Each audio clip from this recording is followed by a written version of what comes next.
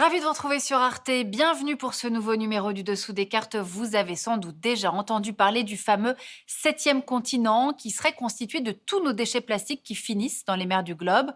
En réalité, il existe 5 zones d'accumulation massive de plastique que les scientifiques appellent des gyres, qui sont dues au courant et qui poussent les plastiques à s'accumuler dans le Pacifique, l'Atlantique, l'océan Indien et la mer Méditerranée. À elles toutes, ces masses de plastique forment ce qu'on appelle le septième continent. Dans ces zones, la quasi-majorité des morceaux de plastique sont invisibles, de 1 à 5 mm, ce qui fait que les poissons les absorbent. Certaines projections alertent d'ailleurs sur le fait qu'au rythme actuel de pollution, il y aura d'ici 2050 plus de plastique que de poissons dans les océans. Alors aujourd'hui, on a voulu vous raconter la géographie, mais aussi et d'abord l'histoire de notre addiction au plastique. Et cette histoire, elle commence au 19e siècle en Occident. Le plastique est né avec la société industrielle. En 1862, le Royaume-Uni, première puissance économique au monde, organise une exposition universelle à Londres. Le public y découvre cette médaille faite en parkésine. La toute première matière plastique, un polymère semi-synthétique, vient d'être inventée. En 1933, naît le polyéthylène, le plastique le plus consommé dans le monde aujourd'hui. Celui dont on fait, entre autres, les sacs jetables et les bouteilles de soda. En 1938, aux États-Unis, la société Dupont de Nemours invente le nylon qui bientôt remplace la soie des bas. Les matières plastiques se multiplient et elles changent la vie de tous les jours. Après 1945, le plastique, désormais fabriqué à partir de pétrole, se développe avec la société de consommation. À partir des années 60, l'industrie pétrochimique produit en masse ce matériau léger, fiable, solide et hygiénique, coloré, joyeux, moderne, le design et la mode s'en emparent. Omniprésent, irremplaçable plastique. Regardez la croissance exponentielle de la production mondiale depuis 1950. Et en 20 ans, la demande mondiale s'est emballée. Pour y répondre, l'industrie a produit plus de plastique depuis 2000 que toutes les années précédentes combinées. Alors aujourd'hui, où en sommes-nous? En 2018, environ 400 millions de tonnes de plastique ont été fabriquées.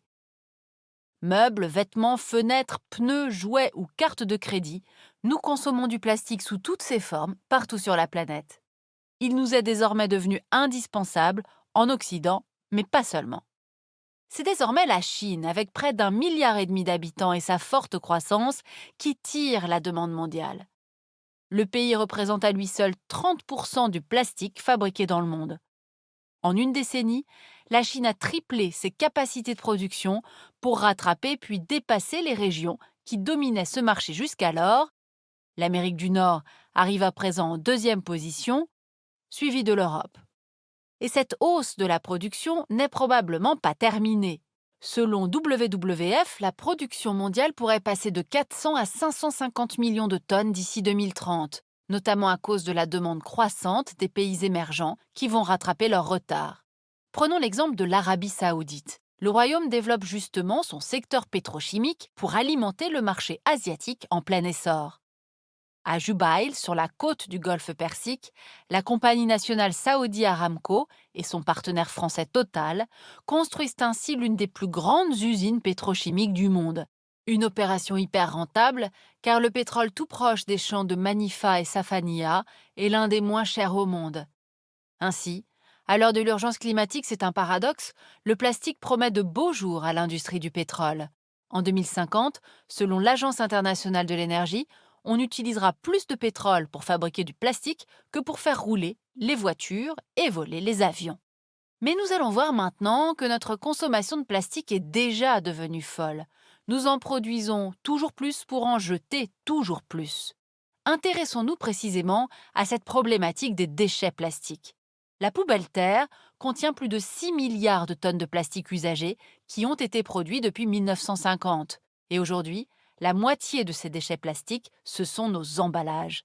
Leur durée d'utilisation est de moins d'1 an, parfois même de quelques jours. Bienvenue dans la société du tout jetable. Alors regardons à présent cette géographie des déchets qui reflète les inégalités de la mondialisation. Les pays à haut revenu produisent près de la moitié des déchets plastiques dans le monde. Les pays émergents les plus avancés, la Chine en tête, sont responsables d'un bon tiers de ces déchets, alors que les pays à bas revenus comptent seulement pour 18% de cette production. Résultat, certains pays riches exportent une partie de leurs déchets les plus sales, vers la Chine et vers Hong Kong principalement jusqu'en 2017, mais depuis 2018, Pékin a interdit ce commerce qui s'est détourné vers des pays d'Asie du Sud-Est. Malaisie, Vietnam, Thaïlande, Indonésie, Philippines ont vu leur importation de détritus plastiques exploser. Mais les capacités de retraitement de ces États sont inadaptées. Des décharges à ciel ouvert et des usines clandestines très polluantes ont fleuri. Alors, refusant de devenir les poubelles de l'Occident, ces pays ont décidé de renvoyer des containers remplis de vieux plastiques au Japon, en Europe et en Amérique du Nord, ce qui a évidemment tendu les relations diplomatiques. Conséquence, la Convention de Bâle qui interdit les flux de produits dangereux a été amendée en 2019 à l'ONU, permettant ainsi aux États de refuser les plastiques non recyclables sur leur sol. Une avancée, mais qui ne résout pas tous les problèmes. Car chaque année, selon WWF, 100 millions de tonnes de déchets, soit un tiers des plastiques usagés, ne sont pas récupérés et atterrissent dans la nature. Conséquence, un environnement pollué par le plastique partout dans le monde, et c'est ce qu'on va regarder maintenant. Voici la carte des pays côtiers qui rejettent le plus de plastique dans les océans. Plus la couleur est foncée, plus ces rejets sont importants. La Chine, premier producteur mondial de plastique, rappelons-le, est le pays qui pollue le plus. Elle est suivie par l'Indonésie. L'Inde a pris des mesures pour limiter ces rejets, mais ne les maîtrise pas encore. L'Égypte et le Nigeria font aussi partie des plus gros pollueurs plastiques de la planète, tout comme le Brésil, les pays côtiers de l'Union européenne et les États-Unis. Conséquence, au large des côtes, d'immenses îles de débris de plastique s'amassent dans chacun des océans du globe, on l'a dit tout à l'heure. Alors cette pollution des océans par le plastique, c'est la plus visible et la plus médiatisée, mais ce n'est que la partie émergée de l'iceberg. L'air, les terres, les fleuves sont aussi envahis par le plastique. En fait, c'est toute la biodiversité qui est atteinte. Alors, que faire? Eh bien, nous allons voir maintenant qu'il existe quand même des solutions pour essayer de limiter les dégâts. Première solution, bien sûr, recycler plus et mieux. Vous voyez sur cette carte les pays d'Europe qui recyclent le plus leurs emballages plastiques, comme la République tchèque, l'Espagne et les Pays-Bas, et juste derrière l'Allemagne, et puis les mauvais élèves, comme la Finlande et la France. La France, qui recycle seulement 26% de ses emballages, vient pourtant d'adopter une loi qui vise à recycler 100% de tous ses déchets plastiques à l'horizon 2025. Alors le problème, c'est que le plastique qui est mélangé à d'autres composants se recycle très mal.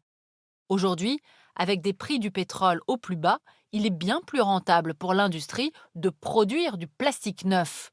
À l'avenir, il faudrait donc concevoir des plastiques beaucoup plus durables dans une économie circulaire.